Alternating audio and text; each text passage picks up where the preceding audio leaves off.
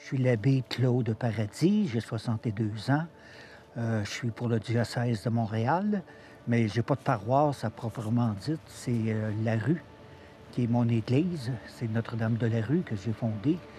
Alors, c'est la rue, c'est les ruelles, c'est les poubelles qui sont ma paroisse. On est une présence d'église dans la rue parce que je fais des messes dehors, à l'extérieur. Je fais des confessions aussi à l'extérieur. On fait de l'évangélisation, les jeunes nous parlent. Alors, ça nous permet de faire de l'évangélisation avec eux. Est-ce que vous pouvez me parler un petit peu de votre passé, de votre histoire, de ce qui Oui. finalement vous a amené ici? Moi, je suis un ancien gars de la rue. J'ai connu la rue, j'ai connu la toxicomanie, l'alcool, l'alcoolisme. Alors, je suis sobre depuis 17 ans, que j'ai rien touché. Alors, je suis retourné dans la rue à la demande de mon cardinal quand j'ai été ordonné. Mais mon passé m'a bien préparé pour le ministère d'aujourd'hui. Comment vous en êtes arrivé à vivre dans votre passé dans la rue? Qu'est-ce qui s'est passé dans votre parcours? Je suis arrivé ici à Montréal, j'ai pas trouvé d'emploi. Alors, pas d'emploi, pas d'argent, pas de chambre. Alors, c'était un petit peu la vie dure, là, à l'époque. Et puis, comment le Seigneur vous est tombé dessus? Puis, un soir, j'étais dans la rue de Bullion à Montréal, je pensais au suicide. Alors, j'ai pris la rue Sainte-Catherine, je suis monté, et pas loin d'ici, il y a une petite église, Notre-Dame de Lourdes, sur Sainte-Catherine et Berry, qui était ouverte 24 heures à l'époque. Alors, j'y suis entré, la présence réelle y était. Alors, je me suis mis à genoux, puis je lui ai dit, tu as deux choix.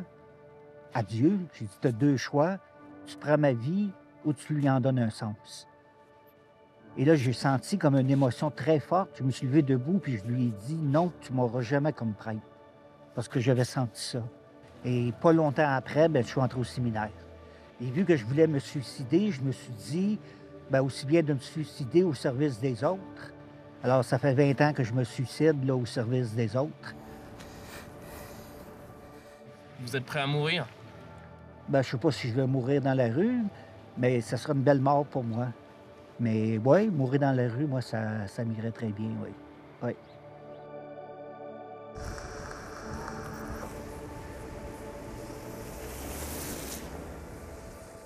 Vous qui avez bien connu la rue et qui la connaissez encore très bien pour l'expérimenter au quotidien, est-ce que vous pouvez nous parler de cette vie dans la rue que nous on connaît pas, mais l'hygiène, l'alimentation Ouais. au quotidien du matin au Ouais. soir, qu'est-ce qu'on fait?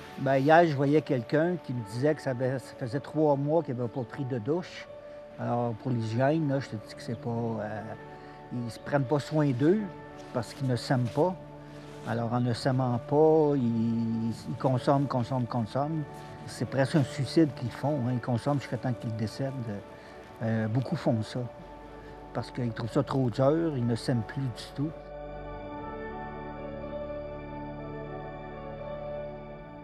Quelle est la chose dont ils ont le plus besoin? De l'écoute. Moi, je dirais de l'écoute.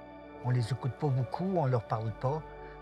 Lorsqu'on sait le prénom de quelqu'un, c'est déjà énorme pour eux. Et lorsqu'on les reconnaît et qu'on les renomme par leur prénom, il y a déjà un éclat dans les yeux, un sourire qui apparaît tout de suite, parce qu'ils deviennent quelqu'un pour quelqu'un. C'est comme le Matthieu 25-35, hein, j'ai eu faim, j'ai eu soif, j'étais nu, j'étais en prison, j'étais malade, j'étais étranger. Vous m'avez donné à manger, à boire, tout ça. Maintenant, ils vont nous dire, j'ai faim d'être reconnu par quelqu'un. J'ai soif d'être aimé. Je veux être habillé de dignité. Alors, c'est des choses comme ça que les jeunes nous disent.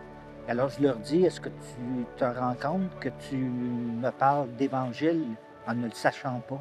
Lorsqu'ils me parlent de Dieu, je leur dis, regarde, tu viens tout juste de me parler de Dieu, là, parce qu'ils ne connaissent pas.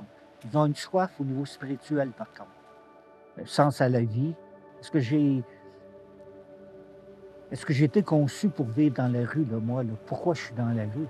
Et pourquoi qu'il y en a d'autres ne le sont pas? Pourquoi que moi, qu'est-ce qui est arrivé dans ma vie pour que je me retrouve à la rue, justement? Alors, ils prennent conscience et il faut les aimer, il faut les aimer, il faut les aimer.